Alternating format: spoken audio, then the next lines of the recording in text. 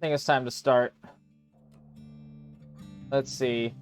So I wanted to go down through. I want to see the stories. So let's head up towards Tennessee and down through Alabama. We want to go up this way, I believe. And to Georgia. Alabama to Georgia. Do I want to go this way? Told me which direction things were.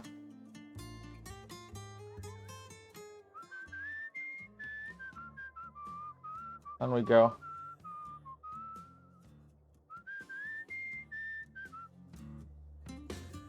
Oh, that's that way. So I want to go this way.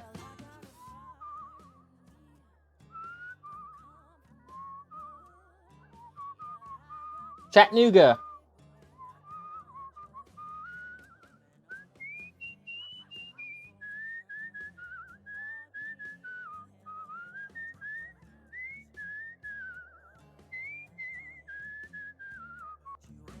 There we go.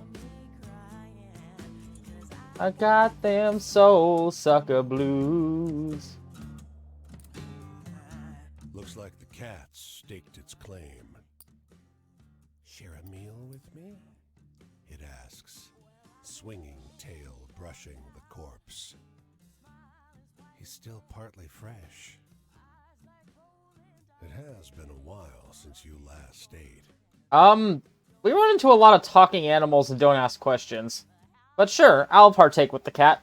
Can't be choosy in hard times. You sit with the cat and roast the horse flesh over a fire. It's tender meat. It was a beautiful horse, not much older than a colt. Ever been in love? The cat, making small talk. Yes. Have you ever loved someone so much that you could not bear to think of life without them? Sure.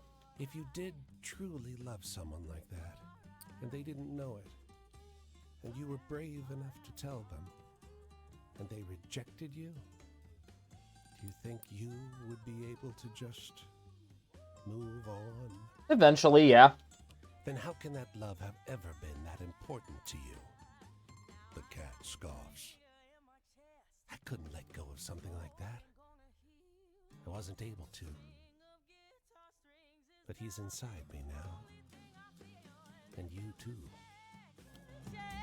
So he liked the horse and was in love with the horse? That's an interesting that is a very interesting relationship dynamic. Chattanooga's a weird place already. You come across the two musicians on the corner, playing no louder than a murmur. The blind one to the left doesn't sing so much as moan. If we are willing, he will teach us to love our brothers, to dance and sing. Incel cat. Yes, quite. Yes, Zalgardus, quite the incel cat. Stay. It continues. We dream of his seat in heaven. Around our heads his flowers ring. Stay. Oh, Prince, in heaven we sing for rapture. We all must perish, our flowers and our names. But the flowers in our Prince's kingdom, they shall not perish, they shall remain. Stay? There is a joy there, and there is friendship. For our passage we shall sing. We dream of his seat in heaven. Around our heads his flowers ring. They stop and look at you expectantly, nodding at their empty hat. The musicians have trapped you. Prepare to be renamed Van Winkle. Man, I already got... Man, Zelgardus, I already sold my soul to a dire wolf at the beginning of this game. They really can't have it. Not even the devil earlier in my last stream could get that from me. Tip them. You throw them a coin. Obliged, they both say, and sing the song all over again. And as I step off that porch, 30 years have passed. Why, today's the anniversary of of that song. Let's see what this has to say. Search. Howdy! The salty old driver grins, showing off his remaining teeth.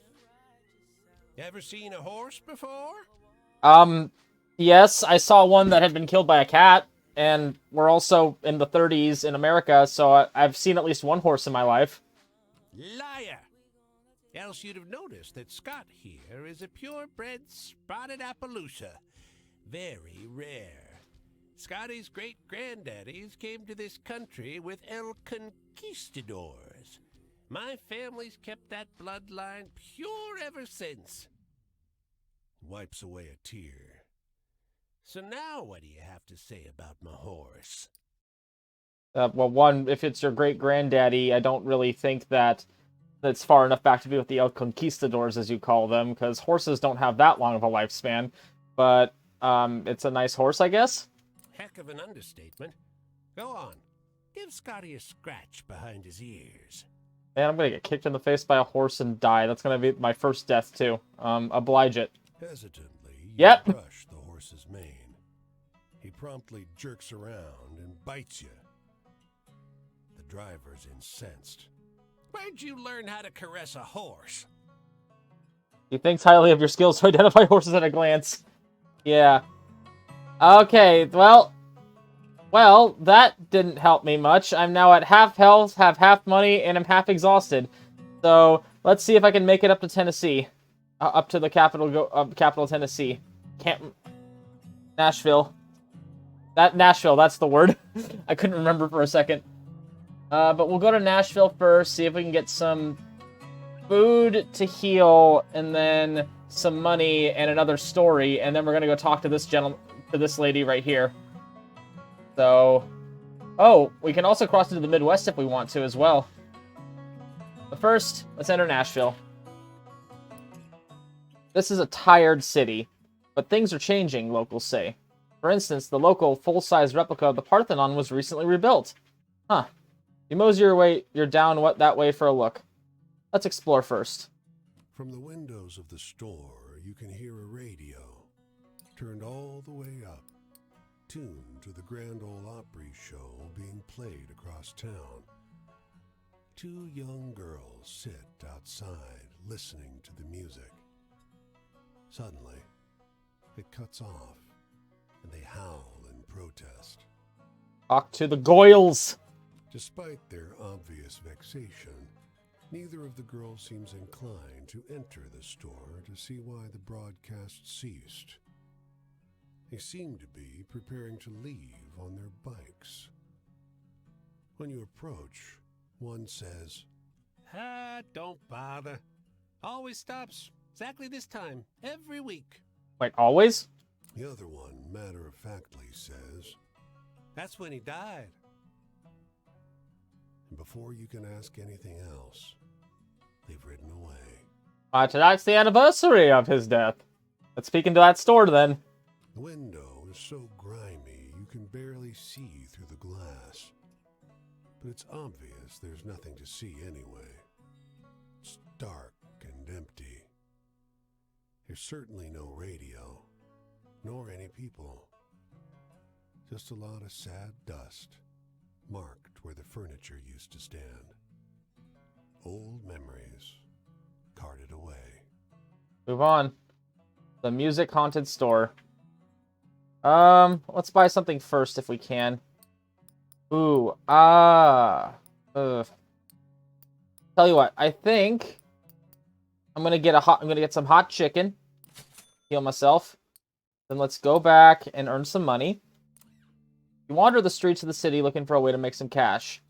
What do you think, Zal? Should I panhandle or look for work? They usually each have their own interesting stories for how I earn money, but...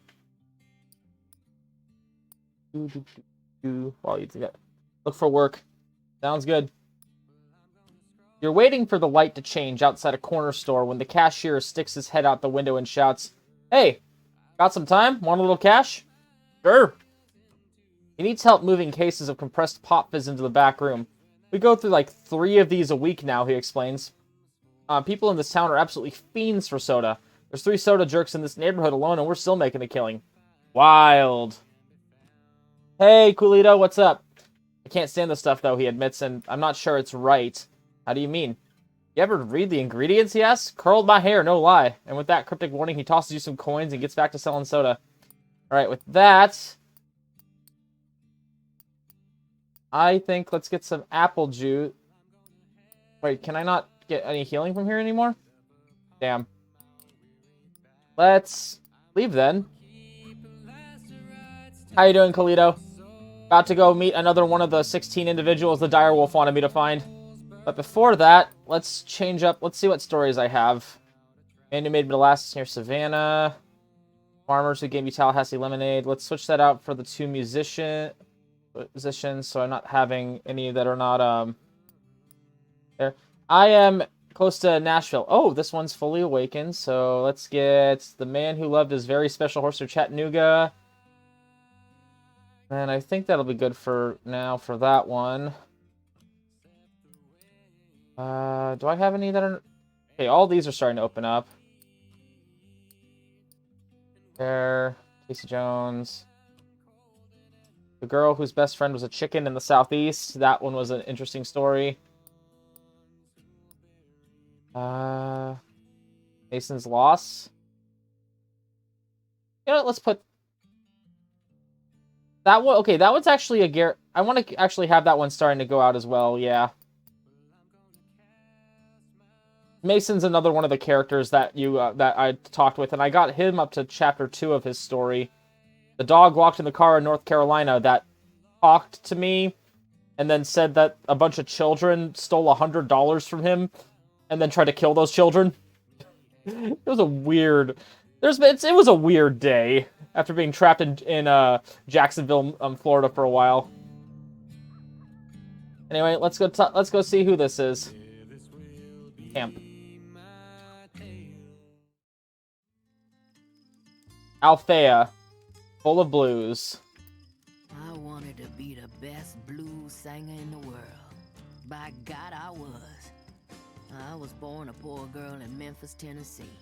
No father. He run out. No mama either. She was there, but she weren't there really. All alone but for my Uncle Richard, my baby brother Marcus. All alone but for the guitar. In Florida. Yes, I was trapped there. So what happened, Zal, was I had told a bunch of stories to the woman there that I was talking to, and so, but that area just kept spawning the stories changing and altering again and again and again, so I was trapped there for a good 20 minutes just ping-ponging between locations in Jacksonville, and I was like, let me go, game. Ooh, now I'm in the mood for a story with a bit of that tragedy to it. Tragedy. So, if you haven't seen Zalgardus, my strategy so far is I don't want to actually progress their stories and give them what they want right now, because an acid trip. Yes, it was an acid trip. I don't want to press their stories right now, so I'm trying to find all the stories I have that I haven't actually gotten to start changing, so that I can have those evolving as soon as possible. The blog in St. Petersburg. Let's go. The grave robber at the barrel round by Jacksonville.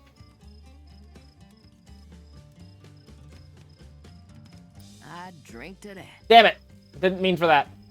Some folks got choices. I was choosing between having nothing and having something. I didn't know it was a devil's bargain then. Oh, she probably actually sold her soul to the devil, because she's a blues singer, and this is that type of game. Ooh, how about a story about the dark and scary things in the world? How about I give you instead a story of the man who loved his very special horse near Chattanooga.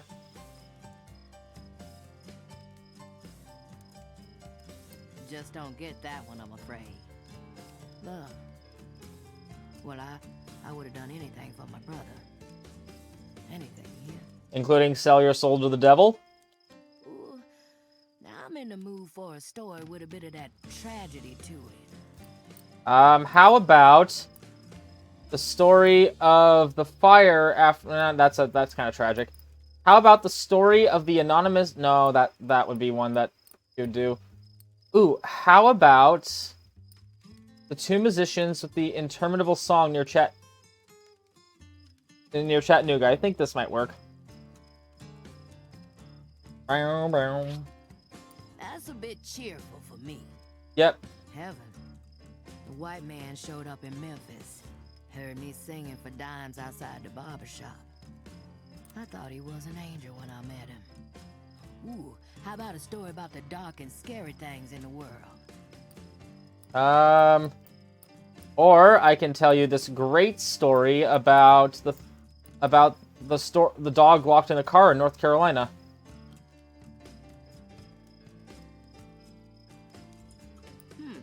Is that one supposed to be exciting? I guess so. Talking about getting trapped. Sometimes I hated him. I hated that he was my only tie to Memphis. That getting Marcus fed was why I had to stay. Ooh, you got any stories with a bit of excitement to them?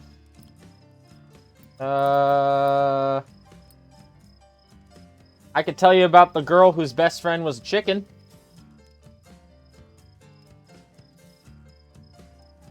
The world ain't all sunshine, you know.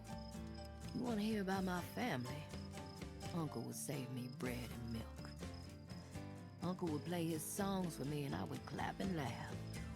Uncle would press my fingers to the string, tell me, go on ahead, girl. Then Uncle died. Ah, the sun is up. One more night gone. I need to get going, but if you want to talk more, I'll be over this way.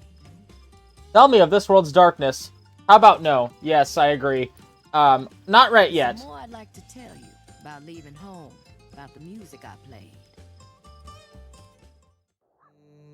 All right, I met the blues singer, but now time for me to head south through Alabama and meet this gentleman who's on the border between Alabama and Mississippi. Sweet home Alabama. Oh, there's no capital in Alabama or Mississippi.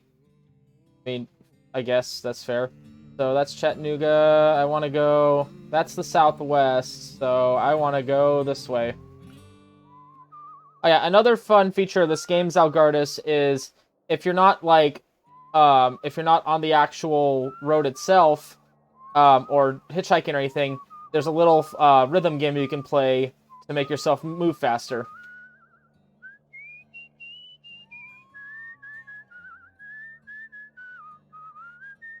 Alright, let's go to... Alright, we're in Birmingham now. Let's see. The gentleman I want to talk to is over there, so let's gather all these first. The bar is crowded with people from every walk of life. Businessmen, young men in muddy overalls, and a crowd of girls in slinky dresses, preparing their blood alcohol content for a night on the town. But it's the squat, sharp-eyed man in the fedora who catches your attention. Start a conversation.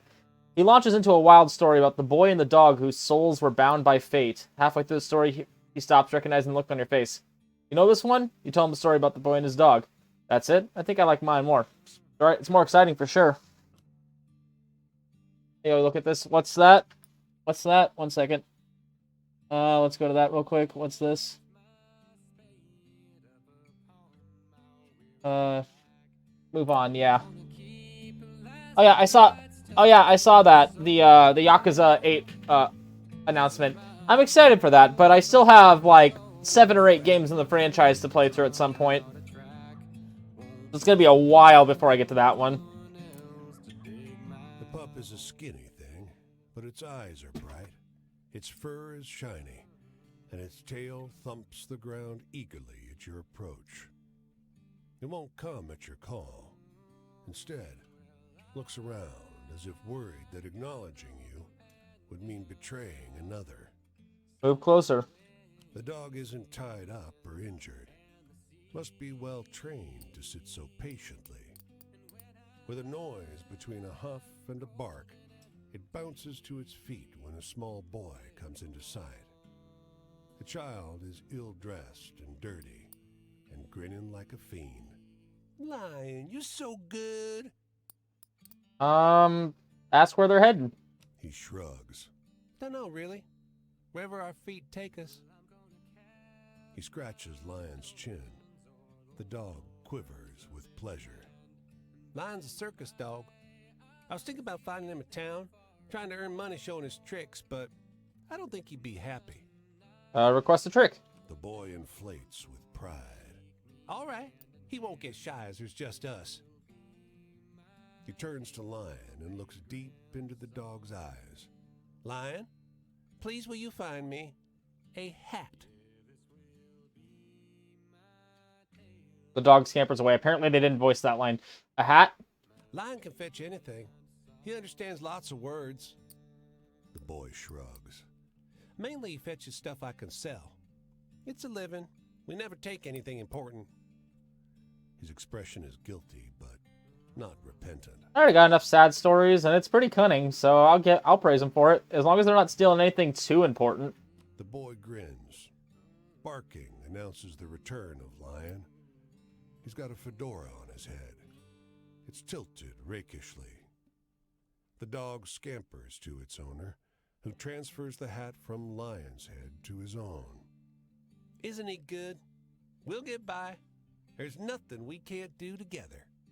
Another story of a boy and his dog. This one a little bit more happy. What's this house got for us? You suddenly become conscious of something heavy in the air.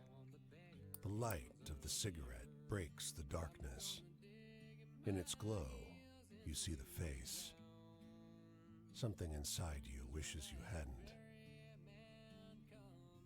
¿Quieres esto? He rasps. Then, cigarette. I'll take a cigarette from the strange ghoul of a man. You pluck the cigarette from his fingers, and suddenly, his whole body starts to dissolve. You watch him disintegrate until all that remains of him is on the floor. A disquieting pile of, well, what would you call it? Bone meal? Why would I eat the bone meal? Like, what about that situation makes me think that eating it would do any good? I'm just gonna smoke. Coolly, you take a long drag on the cigarette, and then erupt in a coughing fit that lasts a full 5 minutes. It's a little embarrassing, but from the bone meal on the ground, it's clear things could be worse. What the fuck just happened? I think I'm gonna go collect more stories and come back up through Mississippi. That way I have more stories to tell this gentleman. And this way, I need to go up a little bit that way. Congratulations, you've now entered Fallout and have become a ghoul. Damn. Hey.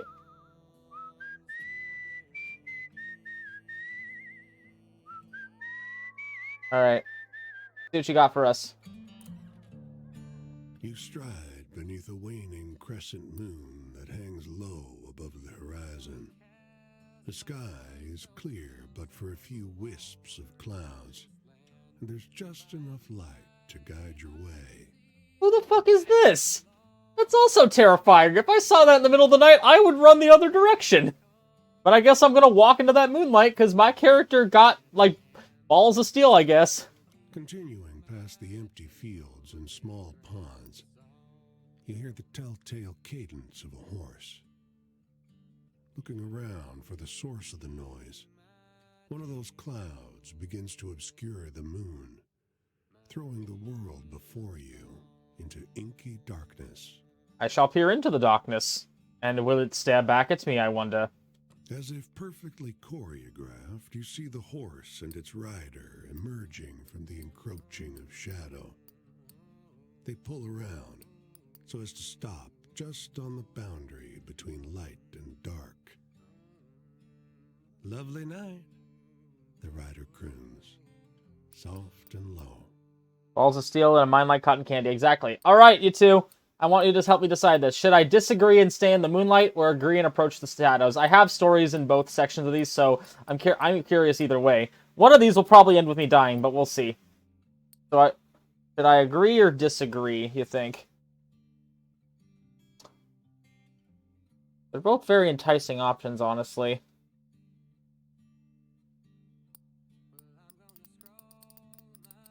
Also, that sound is just satisfying. That's like a very crisp, like, flicking sound between two options. You know what? I think I'm gonna approach the shadows, because that sounds like fun. I knew you'd understand, friend.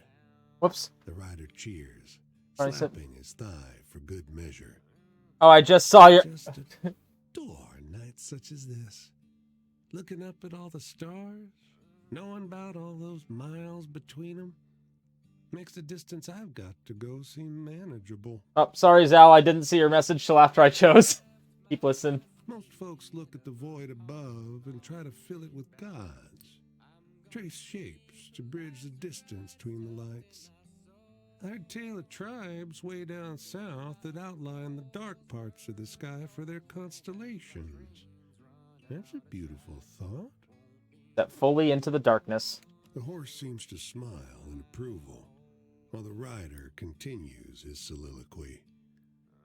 For me, though, it's not about the shapes between the stars so much as the vastness of space itself. Against such an incomprehensible backdrop, why, even an imperfect life looks like a sublime miracle. I guess I'm gonna bask in the void. Do I have to roll a sanity check? Is Cthulhu gonna come out of nowhere? I've been reading up on Call of Cthulhu lately because I got the starter set for it, and I'd love to play it with people. But so, like, my mind's just kind of filled with that. Do I need to roll my D100? Anyway, friend, I'd best be getting on. Have a good one. The horse and rider bow gracefully as one. Then they turn and move on through the darkness, beyond your ability to see. You decide to linger, laying on your back, looking up at the stars, until you eventually fall asleep. Wake up. You awake the next day at dawn, just in time to see the sunrise. It's blindingly bright, but also just about the most exquisite sunrise you've ever seen. As you stretch and get ready to resume your travels, you notice that you feel incredibly well rested. Well, that's good to hear, and no check, because even if you roll a 1, you fail. Fair enough. The rider at night you met at night who loved the darkness. That's going to turn into an interesting story to tell other people. You know what? I think I got a couple more stories, and I didn't use up all my stories from last time. Let's go talk to this gentleman over here. This search. Trees in this orchard are heavy with near-ripe fruit. Surely the owner won't mind if you pick a few. A little while later, your belly is full and you've got an apple in each pocket. Oh, awesome. So that actually means that the only thing I'm missing is a little bit of money. So back to Chattanooga, I think. Yes. No, not over there. I want to go to Birmingham. Wait, no, that's Nashville. Shit.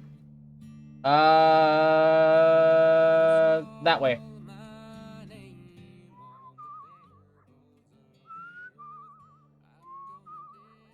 Up we go. That orchard one is how you get Rapunzel. It's true. I think there's a few of those around the game, because I think that's just a way for you to get your health back. I'm curious what happens if you actually die in this game. Because I know, like, dying does not end the game, but I'm curious about what happens if you do die. But, let's switch out stories again.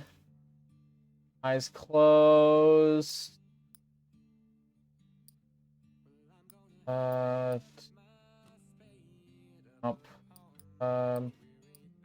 Swap story. Oh. All those are swapped. Creepy Mill near Richmond.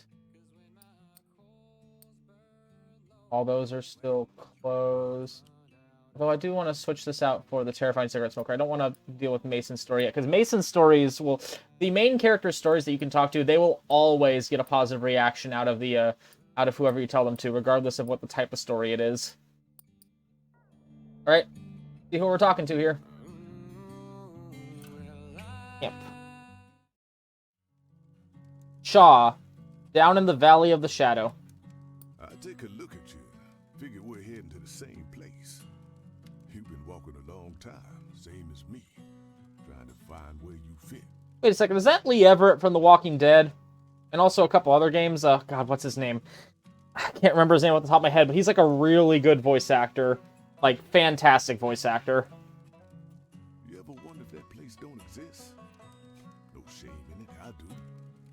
Plenty of time I wonder if I'll just walk forever. You start to wonder, how did I get here? When you're alone, all you have is all this time. Time to trace the lines back to where things started. So, tell me a sad story.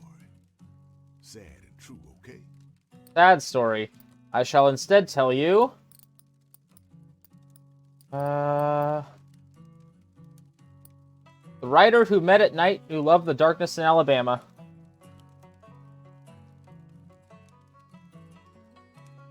Well, I wish the world were like that, but it ain't. Faith.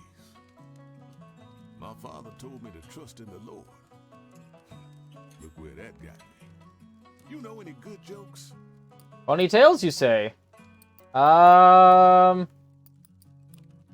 about the spirit in the alleys in the southeast, the one that kissed me?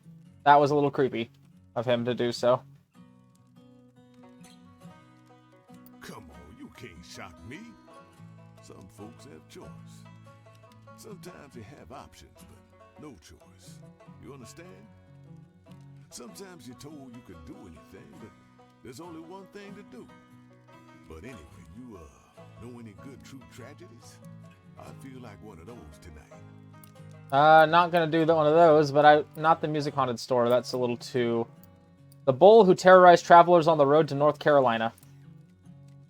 If it is him, he is uncredited for it, not showing on IMDb. Got it. You sure that really happened? I guess you can tell I've had my share of run-ins with authority. It ain't a secret that the white man hates Negroes, but it's always new to feel that hate. Can't imagine. The newness of how much they hated a Negro in a union was something different altogether. Ooh, yeah. Back 150 years ago, that would be... A lot of white people would probably not... a lot of white people probably would definitely not like you, unfortunately. Even though you seem like a cool guy. Wait, wrong Lee, give me a sec. Yeah, that's what I was thinking. Look at a man's eye when they're aiming to kill you. It's as sharp as a gunshot. You got any exciting stories? Anything that'll get my heart going? French Spy, Giant Bird. The story of the Midnight Ritual in Georgia. I already told that story. Exciting stories. Terrifying cigarette smoker in the dark around Birmingham.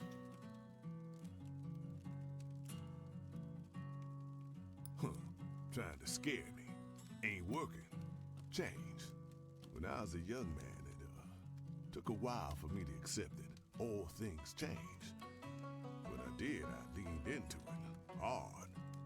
Sometimes you need to salt the earth to get where you need to go. So, Sad and true.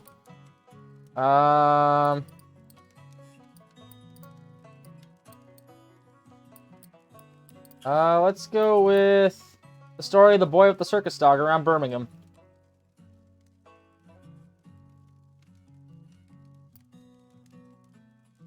Really sounds like you're making stuff up. A story about happy people. Something that's mine. Isn't that what a man always wants? A home, you might call it. 40 acres and a mule. Ooh, yeah. Okay, he's a sharecropper. He's a sharecropper from after the Civil War during the Restoration period, if that makes it. It's because a lot of them in the South, a lot of the freed slaves in the South were basically given 40 acres and a mule, and that was their thing. But it was kind of a bum deal in the end. Like, the history of the post-Civil War Restoration period that led into the Gilded Age is really fascinating and really fucked up. I would highly recommend looking into it. It's kind of a basis for a lot of our problems that are still kind of emanating into the current U.S. as it is in terms of systemic problems. Look at that, sun's coming up. I gotta get an early start, so we'll cut our story short. Heading up towards Tennessee. You got some puzzling ideas of how to tell a tale, but I do wish we talked some more. What's this character's name? This character's name is Shaw. S-H-A-W. Look for me on the road, okay? So that was the case for there. So let's go through and gather the rest of the Alabama ones before we head into Missouri. No, not Missouri. That's Mississippi. I want to go this way.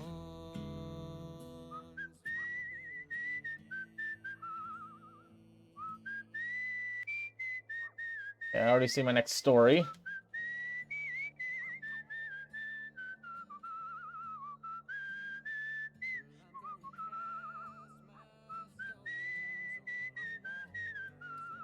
Go. Dave Fennoy, and yes, it is Lee Everett. Awesome.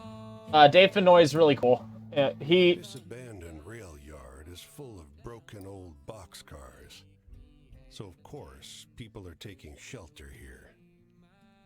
The looks they're giving you are a little less than friendly. You search around for an empty space to rest. Lucius Fox in the Arkham games. Yeah, he was also Bluebeard in The Wolf Among Us, which is my favorite Telltale game, but that's because I love the Fables universe. Also, that's a very handy-looking tree. The vacant boxcar. There's a heap of rags and sticks in the back of this boxcar.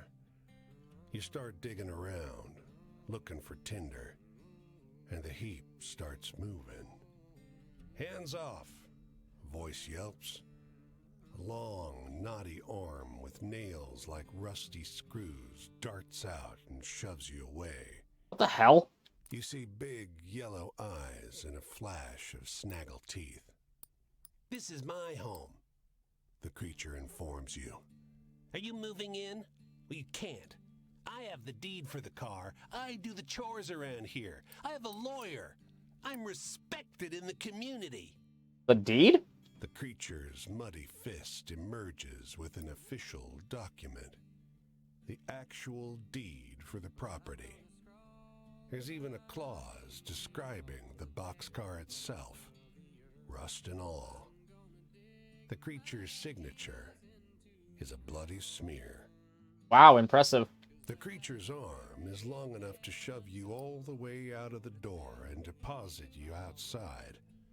You don't come into a man's home and set his bed on fire, he shouts, and slams the door shut. I'm just gonna move along. The strange creature who owns its own boxcar. Alright, well that one will certainly turn some heads. Let's head towards Montgomery.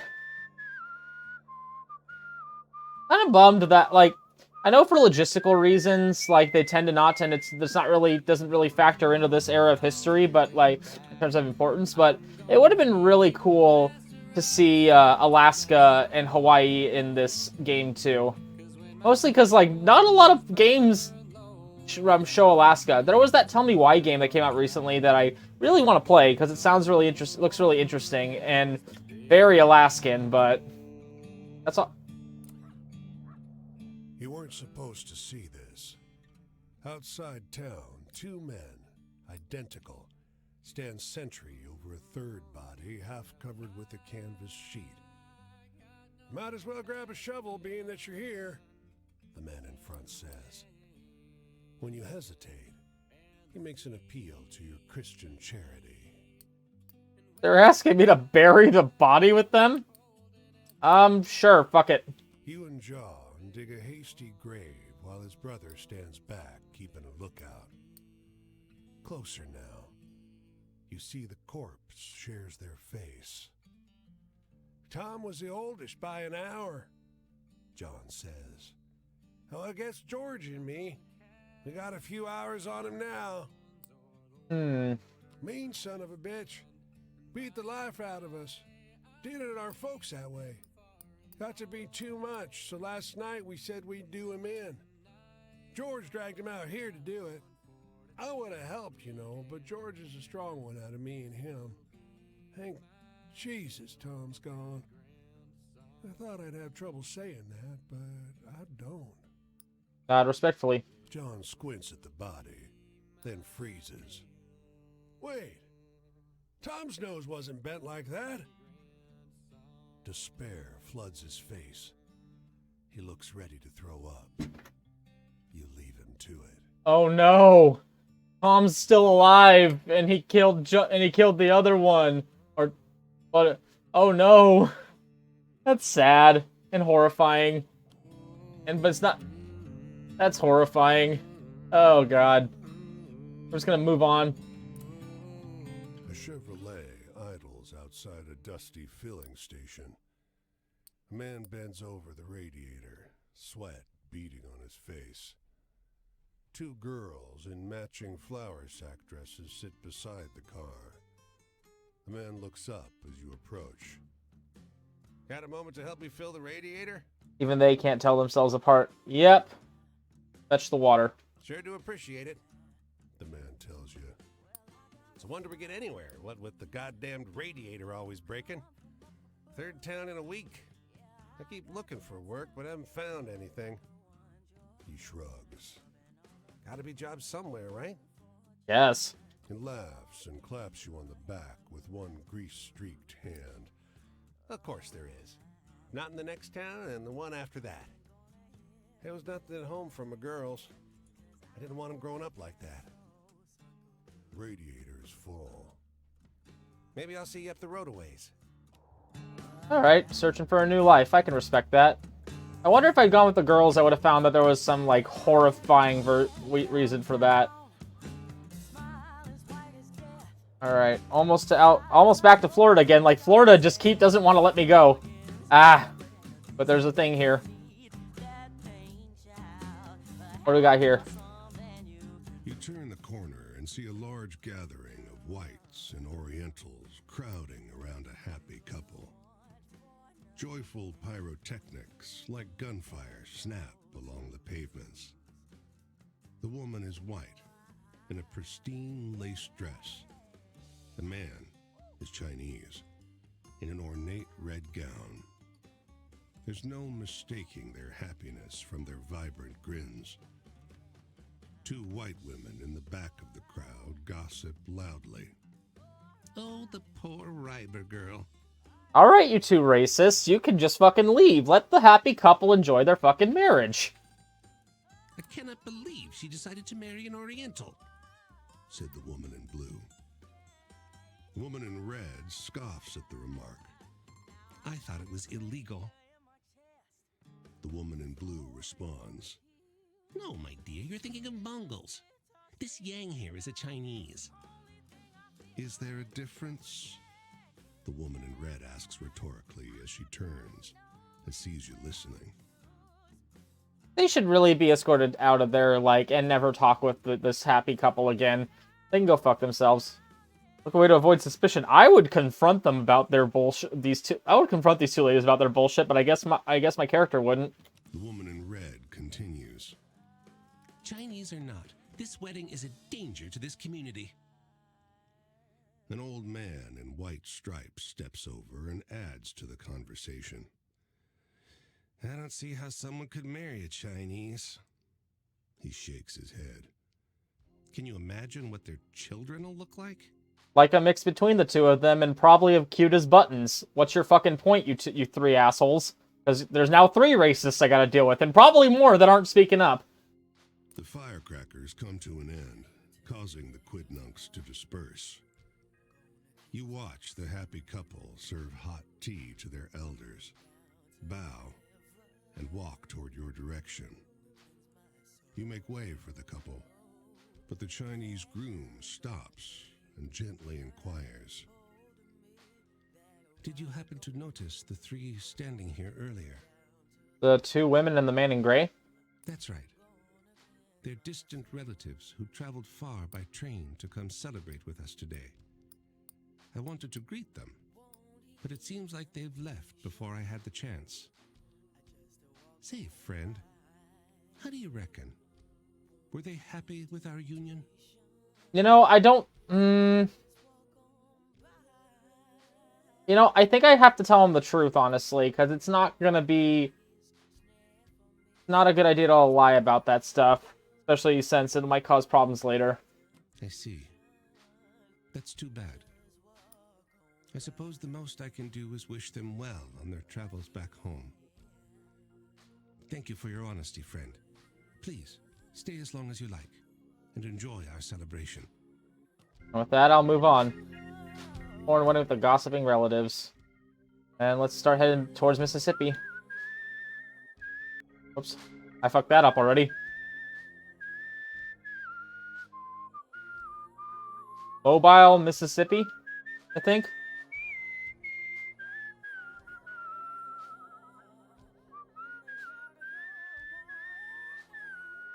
Alright, let's see what we got here. Search. The cookhouse is in disarray. Dirty plates and scorched pots scattered outside the tent.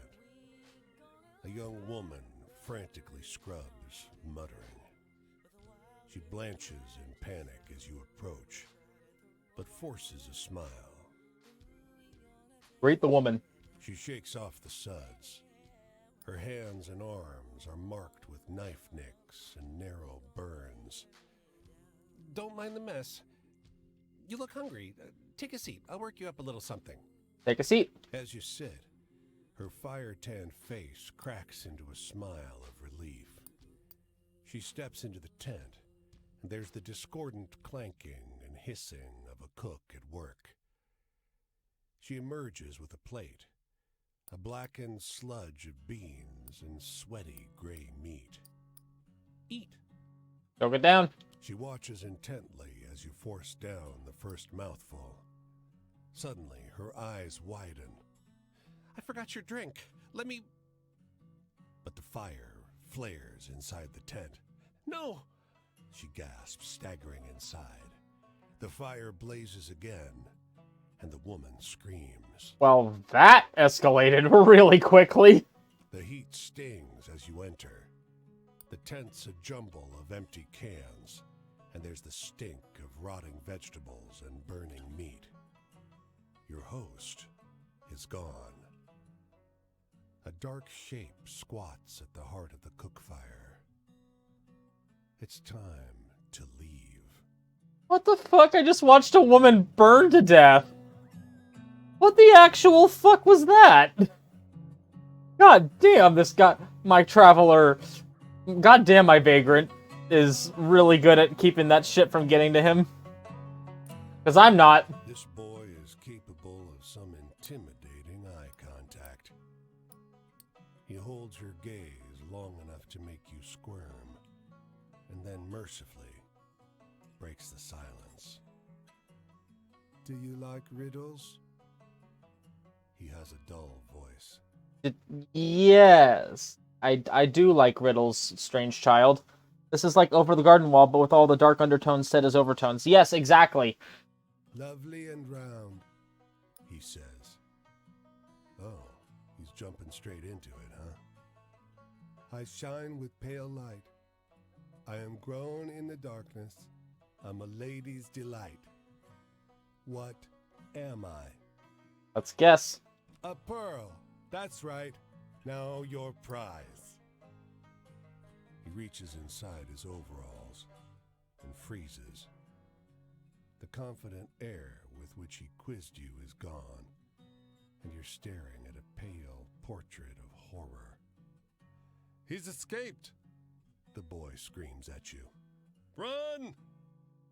What? What escaped? What is this pet that escaped? What is going on? Fucking Alabama is fucking weird. Mississippi and fucking Alabama have been just nothing but non-stop weird so far. What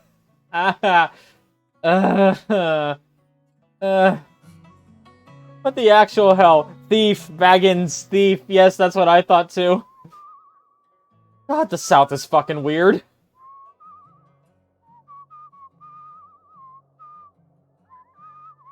Like, the furthest south and the furthest east I've ever been is Missouri. So... Get the Jackson.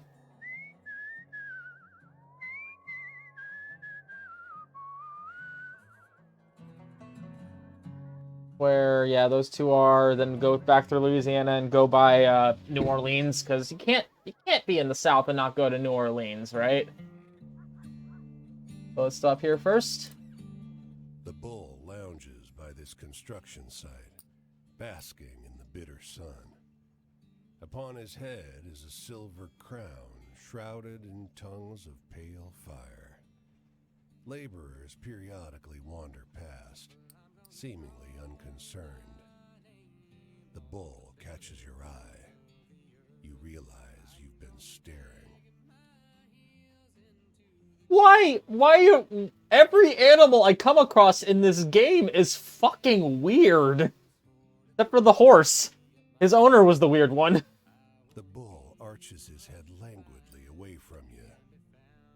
I'm waiting for my friend, he informs you airily. Now all the laborers are stopping and staring. Feeling reproved, you mosey along. What the hell was that? Maybe I should have gone and tried to take the crown, but I was like, the last time I came across they don't like you. God, everyone's fucking weird. It's break time at this half-finished bridge. The workers are gathered around a young man who sits on a bucket like a king. They listen raptly to a story about the cursed smoker who haunts those who travel alone. Listen to the tale. You realize it's the story of the terrifying cigarette smoker in the dark, but heavily embellished. The young man on the bucket tells it masterfully. I don't know if you can embellish a story about a man who dissolves into fucking bone meal more than that. That's already a horrifying story. Whatever. I guess you can make it scarier, but that's weird. Downtrodden folk have transformed this public park into a shanty town. People wander in and out of makeshift shacks, their homes of cardboard and rusted metal. No one seems to mind the demon who roosts on an unconscious neighbor in broad daylight. You can always add detail like sounds and smells. You know, you're not wrong, Zalgardus, but still. Also, demon, got it. This is just a thing that's happening right now. Before I even embellish the story or tell it to anyone, we already just have a fucking demon. Okay. I should be used to this by now. I was already kissed by a spirit, and I think I've sold my soul to the devil at least 3 times, but we'll see. The demon throws both his hands up. His little wings flap with nervous energy, like a hummingbird in flight. Whoa, whoa, whoa.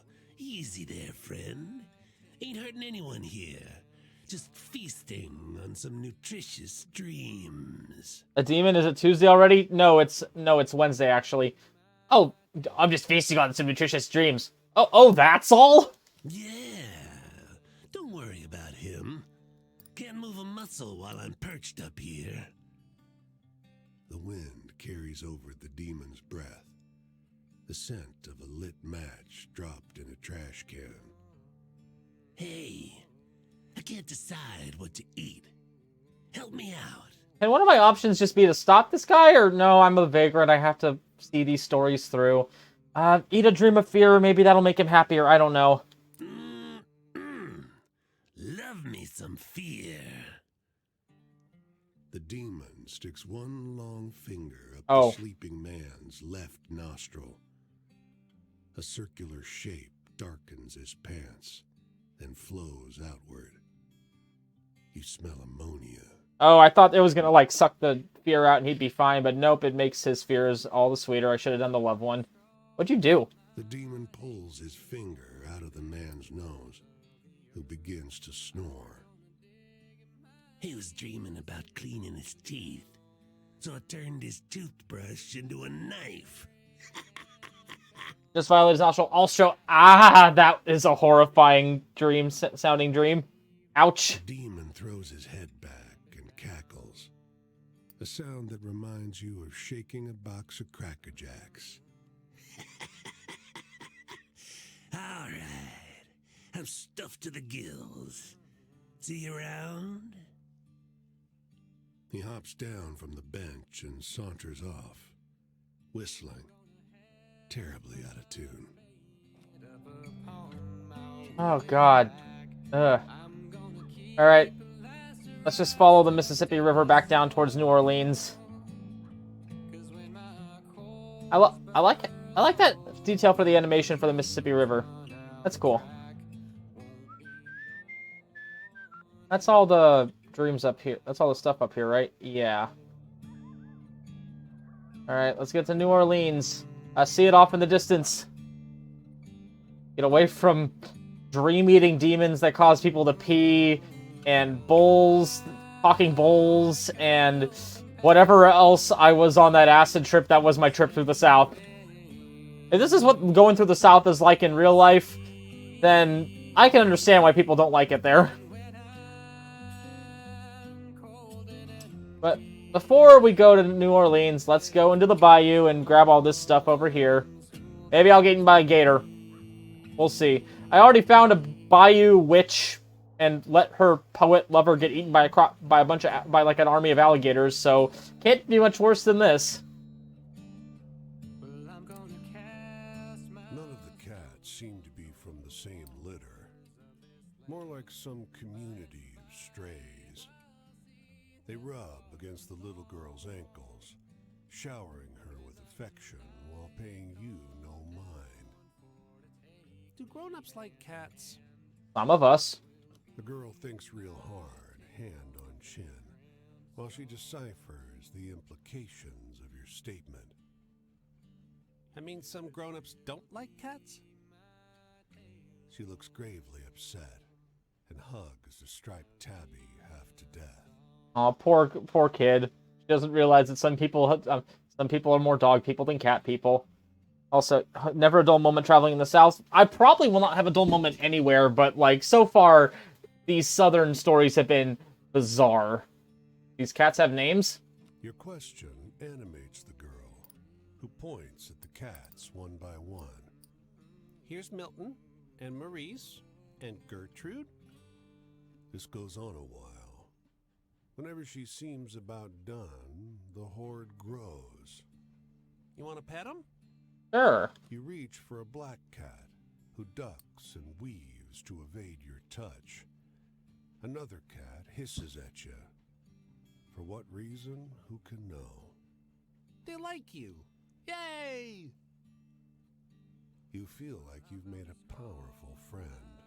Yeah, I made friends with a little girl who has an army of cats at her beck and call. That is actually pretty powerful. Also, they probably don't like me because I'm a skeleton man. Or at least, they can see my true form, probably. Because to everyone else, I look like a hobo, but I sold my soul to the dire wolf, so this bone version of me that you see on the map is probably what my true self looks like right now. Like this guy. They can probably see this. The girl with a ton of cats. Yep, indeed she is. Alright. And what do we got over here? A bus roars up on the road behind you and slows to a crawl at your side. Inside, you can barely see people moving, dancing, swaying. Strings of lights, strange smoke. She's actually Bastet, hence why there are so many cats. You know, that could be true. You never know. Also, this looks less like a dance and party and stuff, and that looks like a bus of horror. Especially the guy who looks like he's coming through the smoke at me with some sort of weapon in his hand. Like, what the actual hell? This art is great, but He gives off a very negative impression. Huh? Want to ride? The driver. No, I don't. Before you can open your mouth, a huge hairy hand, like an animal's paw, lands heavy on her shoulder. Not this one, a voice growls, so deep it vibrates your rib cage. The driver shrugs and leaves you in a cloud of perfumed exhaust. What the hell is that story? That fucking bus is... Yeah, that strange bus. Yeah, that's an understatement if ever I saw one. Huh, Bigfoot doesn't like you. No one in this game likes me. I'm a skeleton man.